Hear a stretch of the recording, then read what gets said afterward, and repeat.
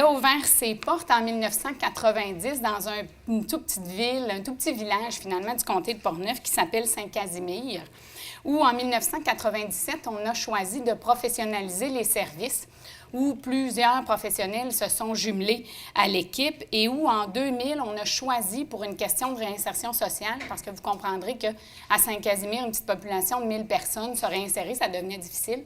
Les gens avaient peur que ça leur saute dessus. Donc, on a atterri à Saint-Augustin-de-Desmaures, où nous y sommes toujours. Ça facilitait ainsi le programme de réinsertion sociale. C'est un centre qui est certifié depuis 2001 dans le cadre normatif qui avait été déposé à l'époque par le ministère de la Santé et des Services sociaux et aussi maintenant certifié sur le cadre de la nouvelle loi depuis 2012 pour avoir été en mesure d'obtenir l'article 59 qui stipule qu'effectivement, on offre un programme thérapeutique aux troubles concomitants duquel nous sommes très fiers. C'est bien sûr une thérapie interne longue durée de 6 mois et plus. Vous verrez dans le détail là, les 5 étapes de 5 semaines chacune, basées sur une approche psychoéducative par des postulats psychoéducatifs, souscrit aussi et inspiré par l'approche cognitivo-comportementale, la thérapie de la réalité de William Glasser et enfin la psychothérapie émotivo-rationnelle de Lucien Auger et de Albert Ellis. L'offre de services au Centre Le Rucher, bien sûr, répond à une clientèle en situation d'itinérance ou encore en risque de vivre une situation d'itinérance, enfin de l'exclusion sociale, des personnes ayant des troubles de santé mentale importants au niveau de tout le profil de la schizophrénie, d'être stable au niveau de la médication. Des personnes ayant des démêlés avec la justice, 36 nous proviennent sous mesure, par exemple, de l'approbation, de l'engagement de la Cour, de la libération conditionnelle et même dans les permissions de sortie. Nous offrons aussi un programme de substitution, soit méthadone et suboxone, à 6 en fait, vous verrez un petit peu plus tard, de notre population. Et enfin, bien sûr, on sait que la clientèle chronique à profil long cours a vécu des stress post-traumatiques et c'est offert aussi pour eux. Allons voir maintenant un aperçu du profil de la clientèle. Nous avons choisi de travailler avec une clientèle mixte, hommes et femmes de 18 ans et plus. On voit ici 58 chambres, mais à 55, ça fonctionne beaucoup mieux dans le pied carré, finalement. Et c'est une clientèle qui présente une multitude de problématiques associées qui nécessitent le programme offert par le Centre Le Rucher. On voit, entre autres, 57 des gens qui ont vécu une hospitalisation en psychiatrie. Les tentatives de suicide, 65 des femmes, mais je mettrais un petit accroche-tiche que c'est des données qui nous proviennent de l'IGT, donc faites en début de parcours. Alors, les gens souvent se dévoilent en cours de traitement. Les thérapies antérieures, on le voyait, 2 à 3 fois et même un peu plus pour des traitements long cours. Donc, 94 des femmes ont fait des thérapies antérieures. Alors, c'est le portrait un peu. Maintenant, voyons au niveau d'un petit diagramme l'évolution, autant au niveau de la santé mentale que les autres problématiques. On s'est permis d'aller répertorier dans les rapports annuels, entre autres au niveau de la santé mentale, en 1999. On voit ici un 35 pour immédiatement une augmentation à 96 pour les 2 dernières années. Donc, on compile les troubles ainsi que les multitudes de traits que les gens ont en traitement au Centre Le Rucher. L'itinérance, même chose, sauf qu'on est à 2012, il y a eu un bond aussi en moyenne à 50 des gens qui sont en situation d'itinérance ou à risque de vivre une situation d'itinérance. Les psychoses toxiques, avec la venue des nouvelles drogues et de la mixité, finalement, des produits. Le trouble de substitution, non pas le trouble, mais bien le traitement, au niveau de 5 et 6 des gens, comme je nommais tout à l'heure. Au niveau de l'automutilation, chez nos femmes et nos hommes plus jeunes présentant, entre autres, des troubles d'état limite où l'automutilation est vraiment de plus en plus présente. Et enfin, l'hépatite C, pour nommer que celle-ci, puisque les problèmes de santé physique, tant le diabète, la cirrhose, les problèmes cardiaques sont en augmentation. J'ajouterais un petit astérix qui n'est pas là, qu'on a constaté au cours de la dernière année. C'est tout ce qui a trait aux limites de cognition, finalement, aux gens qui présentent des limites cognitives en traitement, dont Annie vous fera un peu plus grand état de cette situation. Alors, la chronicité au Centre Le Rucher, les manifestations de cette chronicité-là, C'est bien sûr une apparition précoce de la problématique de toxicomanie. Il n'est plus rare maintenant de voir nos jeunes entre 18 et 24 ans, par exemple, avoir une dizaine d'années déjà de surconsommation. Une sévérité de la problématique, une polytoxicomanie, donc une combinaison de substances et une combinaison de produits. Aggravation des divers troubles de santé mentale, dont l'apparition de plus en plus de psychoses toxiques. L'augmentation, bien sûr, des problématiques associées, tant les troubles alimentaires, l'automutilation, les états limites, et je me permettrai aussi, Annie, de nommer le profil narcissique antisocial qui est en recrudescence chez nos gens avec une criminalité présente. Donc, pour poursuivre avec les manifestations de la chronicité, Mme Poulin. Donc, on trouvait, peut-être reculer un petit peu. Donc, on trouvait important pour supporter aussi ce que Dr. Davis amenait tout à l'heure de faire part des manifestations de la chronicité qui sont les conséquences, en fait, au niveau de la santé physique de nos résidents. Et je vais vous dire, ce qu'on va apporter, c'est répertorié au niveau, sur le plan clinique, donc chez nos résidents. Ce qu'on voyait, en fait, c'est les modifications neurobiologiques chez cette clientèle-là. On l'a vu dans la coupe des cerveaux, en fait, l'activité cérébrale qui était différente.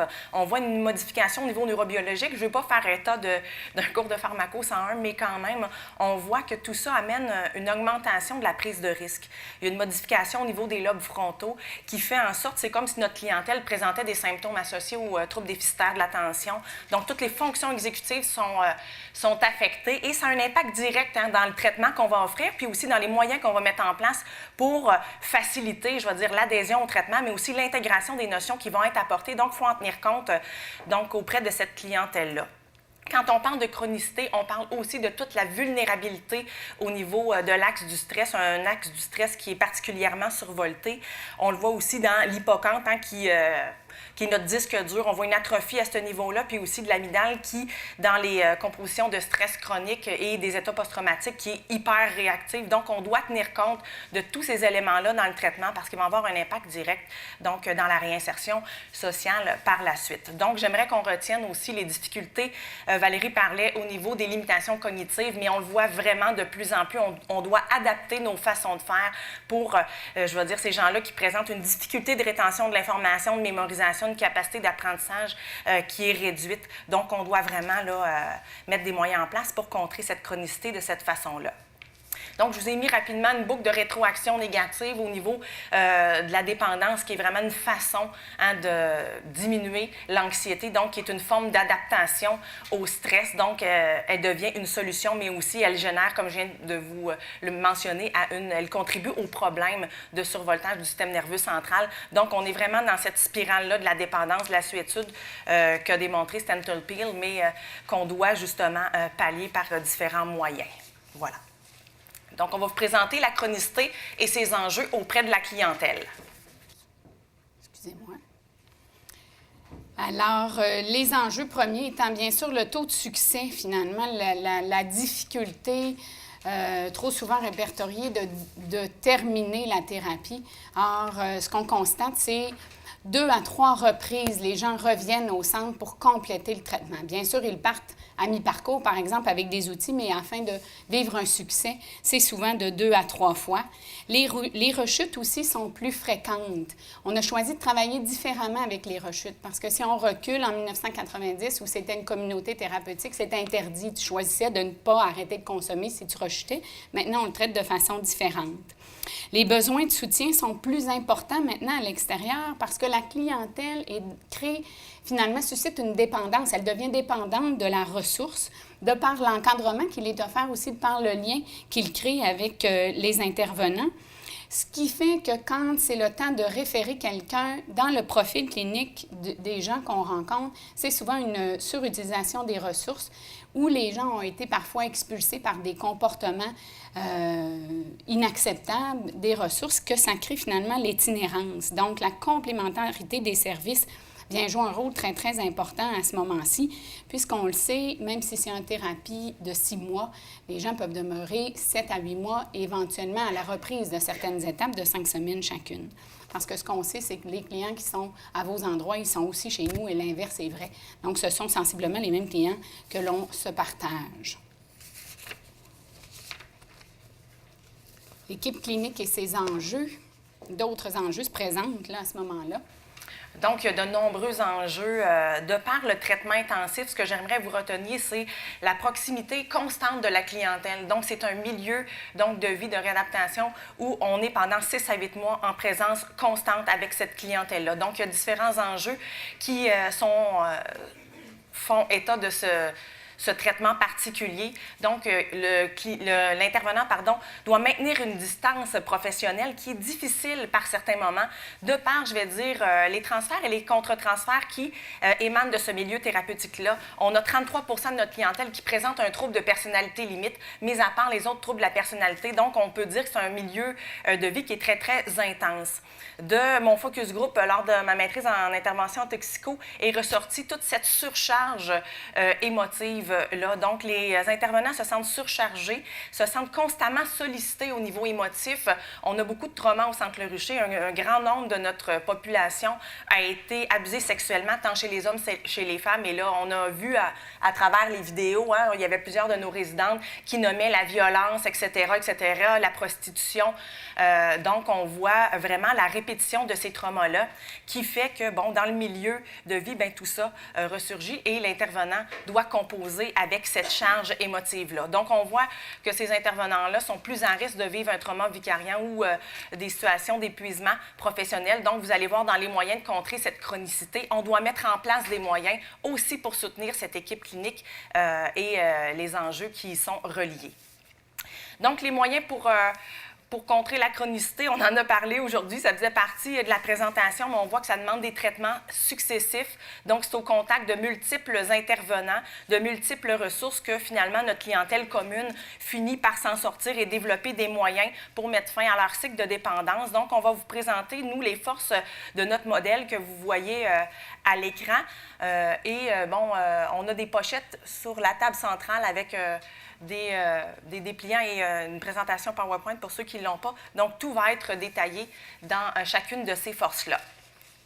Merci. Alors, la première force du modèle, j'ai vu la fiche du temps et pour les gens qui étaient là hier, c'était le temps qui faisait la guerre. Alors, nous ferons la guerre au temps. Nous finirons dans notre 30 minutes. J'ai oublié tantôt quand même de spécifier une équipe de 33 personnes au Centre Le Rucher, dont 19 cliniciens intervenants cliniques qui travaillent en lien avec nos résidents. Alors, la prise en charge à leur arrivée, ça commence déjà lorsqu'ils mettent le pied à la porte. L'intervenant attitré à l'accueil des nouveaux qui fait que de l'accueil va bien sûr écouter le résident dans ses craintes, dans ses peurs, va aussi valoriser et lui dire à quel point il est courageux d'avoir entamé une démarche aussi longue, où on demande une implication. Cette personne-là va être présentée à l'ensemble des acteurs, tant aux résidents qu'au personnel du centre. Au niveau administratif, on voit avec eux tous leurs dossiers financiers. Donc, on va recommander les cartes d'assurance maladie, par exemple. On va redémarrer l'aide sociale ou encore l'assurance chômage s'ils ont accès. Au niveau de l'état civil, on fait la demande du certificat de naissance pour l'inscription au Centre Saint-Louis, qui est un partenaire avec nous maintenant. Et il y a même des ressources, quand c'est le temps de l'impôt, de susciter à ce qu'ils reprennent un plein pouvoir de citoyen, soit de refaire leur rapport d'impôt. Suite à ça, ils rencontrent nécessairement notre équipe médicale, composée finalement d'un médecin qui est présent 20 heures par semaine avec une infirmière qui est présente à temps plein, pour revalider l'ensemble de leur dossier, mettre à jour les médicaments. Vous savez, des fois, ils entrent en traitement avec des ziplocs de toutes sortes de couleurs, de comprimés confondus. Donc, on les voit dénutris, amaigris, je vais dire même découragés. Donc, tout ce système d'accueil porte son importance finalement. Ce qui est d'une importance majeure, on en parlait aussi hier, c'est tout au niveau de la communication et ça, même à l'interne, à travers les équipes, tant administratives que cliniques. C'est ce qui fait que l'accueil est bien réussi et ça donne déjà une chance au client de continuer son traitement. Au niveau de l'uniformisation des pratiques, donc, Je vais faire un rapide tour d'horizon. Ce qui est important de retenir, c'est qu'on a une équipe multidisciplinaire, tant au niveau technicien, intervention délinquance, éducateur, mais aussi au niveau des professionnels qui proviennent de toutes sortes de curriculums académiques, que ce soit du service social, criminaux, psychoéducateurs. Donc, on a uniformisé cette pratique-là. Vous allez voir dans la diapo suivante, on a un programme de traitement qui est très structuré. Donc, on devait s'assurer que le même traitement était donné de la même façon, bien sûr, avec la couleur des différents intervenants, mais s'assurer que la clientèle recevait finalement les mêmes ateliers, le même contenu pour favoriser leur réadaptation. Donc, on les a formés aux différentes approches. On a vu tout à l'heure réalité-thérapie, psychothérapie émotivo-relationnelle, etc. Donc, tous les gens reçoivent la même formation de base pour pouvoir offrir ce traitement-là. Et on a développé des plans de cours aussi pour favoriser l'intégration chez nos intervenants du modèle de traitement, mais aussi des différents contenus psychoéducatifs là, à l'intérieur de cette thérapie-là. Formation continue, donc je vais dire un important accent est mis sur cette formation continue-là, tant sur le plan universitaire, on les encourage à poursuivre leurs études, que les différentes formations réseau, notamment, on vous a parlé de la concomitance santé mentale, extrêmement important de se former, d'être à jour, de faire une mise à jour continuelle au niveau de la santé mentale, donc on va vraiment se former là-dessus et tout ça est chapeauté par l'encadrement professionnel, donc chaque intervenant est attitré un chef d'équipe avec lequel il y a des objectifs professionnels et un suivi biannuel pour s'assurer de l'intégration du modèle de traitement, mais aussi de les supporter. Vous allez voir dans leurs différentes fonctions. Et tout ça, l'an dernier, on a mis en place un programme de supervision clinique.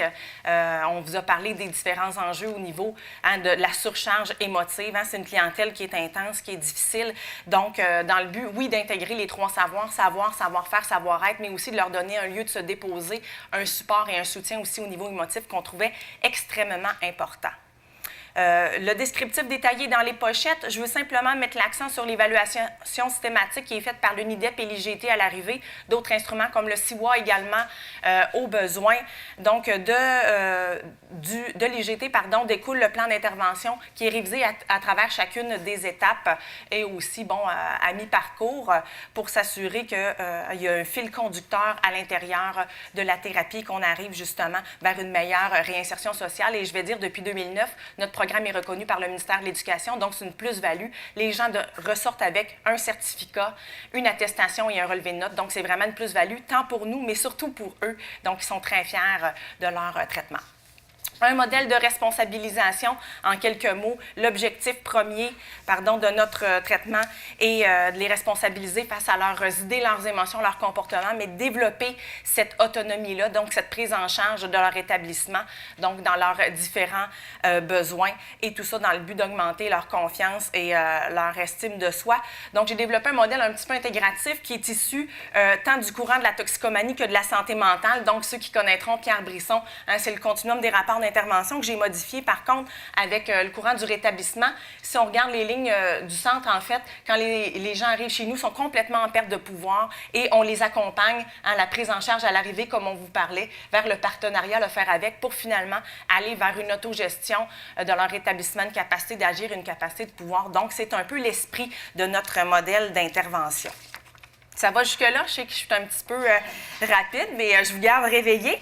Donc, le transfert des apprentissages, qui est sans aucun doute une pierre angulaire dans notre traitement, qui dit approche psychoéducative, dit vraiment un milieu de vie, un milieu de vivre avec, où en fait, on peut transposer les différents rôles sociaux. Les gens sont constamment en interaction avec les intervenants. Donc, ils peuvent mettre en pratique, en fait, ce qui se passe dans les groupes de thérapie. Vous savez, le rucher, c'est 4 heures de thérapie par jour, ce qui n'est pas rien. Mais la vraie thérapie se passe dans le milieu de vie, où on règle les conflits, où on travaille justement les interactions sociales. On a vu nos deux femmes qui étaient quand même assez...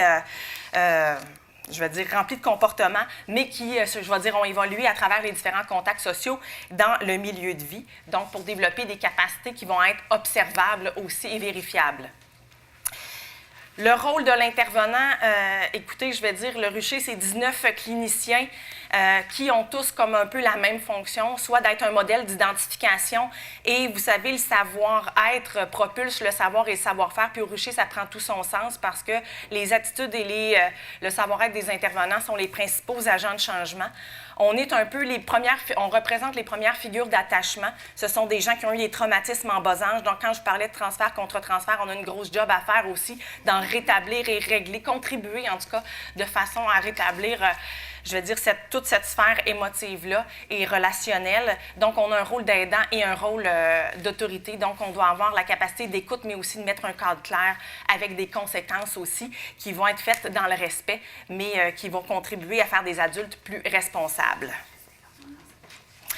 Alors, l'offre de service post-thérapie, je prends 10 secondes, volet réinsertion sociale, 8 semaines encadrées pour promouvoir la sortie du centre, des démarches au niveau de l'employabilité, du retour à l'école, possibilité de ressourcement. Après avoir complété un séjour chez nous, les gens peuvent faire une demande d'1 à 2 semaines pour revalider le plan de vie, suivi externe, une offre de 5 rencontres au coût de 5 $ permettant finalement tout un chacun de venir en suivi externe. Une relance téléphonique, on comprend avec l'exposé de M. Denis que 3 fois c'est passé, il faudra augmenter notre nombre.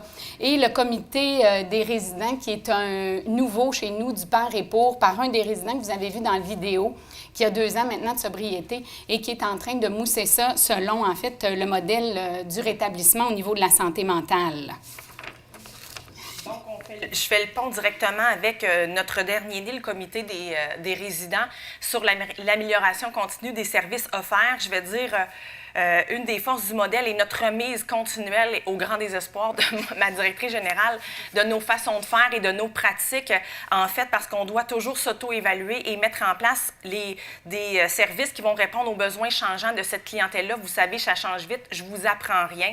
Donc, je lui ai mis quelques exemples de choses qu'on a mis en place, donc des ateliers sur le traitement de l'abus sexuel, ateliers impulsivité-violence qui sont reconduits en janvier et on commence dès la semaine prochaine avec le Centre Saint-Louis, notre partenaire aux adultes, donc des ateliers sur l'orientation professionnelle et l'exploration du milieu du travail. Donc, ce sont des exemples, en fait, d'amélioration continue pour bonifier, en fait, notre traitement. Intervenant pivot, on en a parlé hier, on trouvait ça vraiment fort agréable. On a mis cette formule-là en place, je dirais, durant les 8 derniers mois et on commence à être bien rodé là-dessus. Nous, c'est une thérapie de groupe, donc les intervenants changeaient à chaque 5 semaines. Bien sûr, avec une communication, mais on échappait souvent dans les mailles du filet certains besoins. Donc, on a mis des intervenants attitrés à chacun des résidents. Donc, ça fait un répondant, une figure de confiance et quelqu'un qui va faire le pont, souvent avec les psychiatres ou les intervenants du milieu, à leur arrivée, répondre aux besoins qui se présentent. Je pense souvent à l'éclaircie au niveau des troubles alimentaires. On a un fort pourcentage à cet effet-là, donc de référer les gens pour faire le pont aussi dans la communauté, donc quand ils quittent. Donc, c'est vraiment un facteur de succès. Les résidents nomment être très satisfaits de ce nouveau service là, qui répond davantage à leurs besoins et qui favorise le succès de la réinsertion sociale. J'enchaîne rapidement avec les partenariats. Effectivement, on n'est pas prétentieux, ainsi dit. On ne répond pas à l'ensemble des besoins de la clientèle.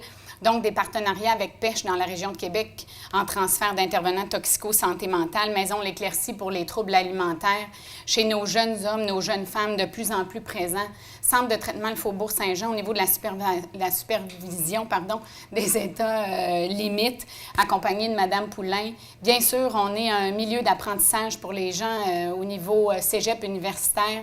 Donc, on tire aussi profit des travaux faits par les étudiants qui contribuent à améliorer les services, la CEF, budget, remise en œuvre de finances, Centre Femmes au 3A, toutes les problématiques féminines vues par eux au cours de la thérapie et Portage Québec pour toute l'orientation et la réinsertion sociale.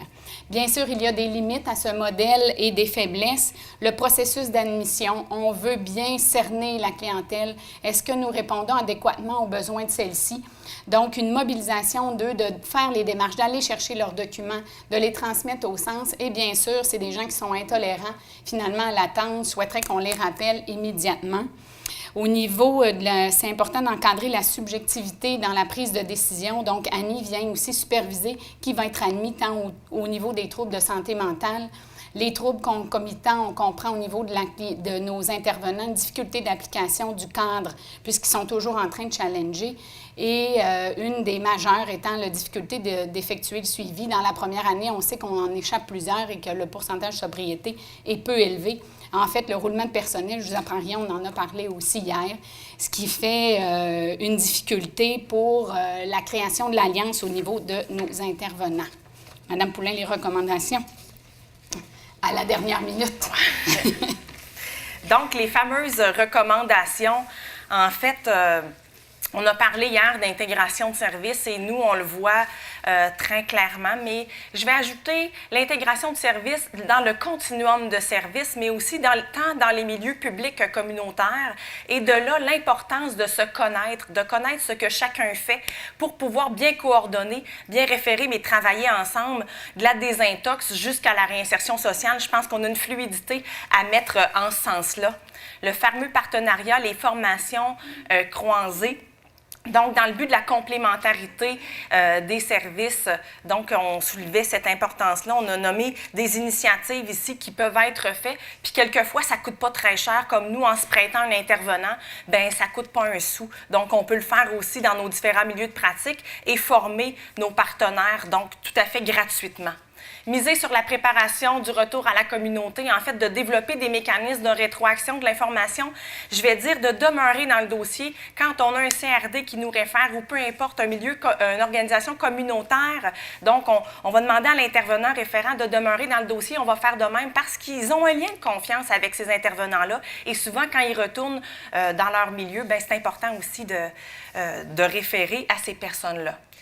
Encadrement professionnel et supervision clinique, vous allez dire, je prêche pour ma paroisse, mais je crois vraiment que cette intensité de traitement, cette chronicité, bien, demande un support de notre équipe clinique. Et ça, bien, c'est tant au niveau de la direction, des superviseurs que des chefs d'équipe. Je pense qu'on doit se concerter là-dedans pour offrir un lieu pour se déposer, puis un lieu pour mieux encadrer nos gens, donc de se donner ce temps-là. Et je terminerai en dire d'oser être créatif, innovateur, faire preuve d'initiative, de créativité et d'engagement. Et je vais dire d'ouverture pour justement offrir des nouvelles pratiques novatrices et développer justement des techniques d'intervention, des différentes stratégies qui vont répondre à nos gens. Juste en guise, je voudrais juste dire un petit mot sur la réhabilitation, donc la réadaptation durable. Nos gens ont besoin d'avoir une trajectoire de service qui est fluide, ont besoin de se sentir supportés et aussi, en fait, d'avoir un continuum de services qui va répondre à leurs besoins pour avoir un rétablissement durable. Pour reprendre les mots de la QRP, les gens disaient individuellement et collectivement, nous pouvons contribuer finalement à la qualité de vie aussi de notre clientèle qui est chronique dans nos services. Alors, tous ensemble, nous pouvons le faire. Merci beaucoup. Merci. Merci.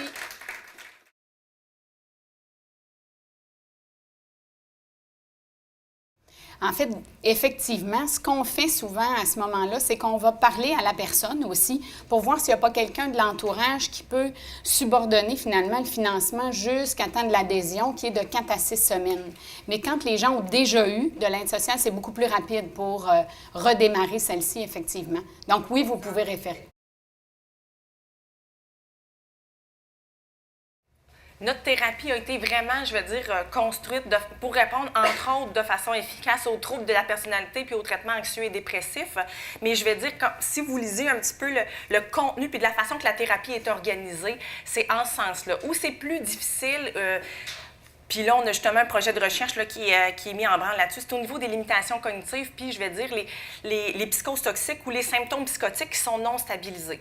C'est un petit peu plus difficile, mais c'est là, on est en train d'essayer d'arrimer quelque chose, mais je vais vous dire que notre enjeu principal actuellement, ce qui n'était pas le cas il y a 2 ou 3 ans, est vraiment à cet effet-là au niveau des limitations cognitives. En fait, la 5e étape de notre programme, c'est la consolidation des acquis. On a 5 semaines où on prépare la sortie. Donc, on met ça graduellement en place, autant parce que nous, vous savez, c'est provincial. On a des gens qui viennent de partout au Québec. Donc, on commence déjà à faire des ponts. Et, disons, quelqu'un, son projet de vie tombe à l'eau en dernière minute. Le programme de réinsertion est là justement pour offrir cette période tampon-là. Ils peuvent même aller dire, écoute, va passer une semaine, reviens, viens valider.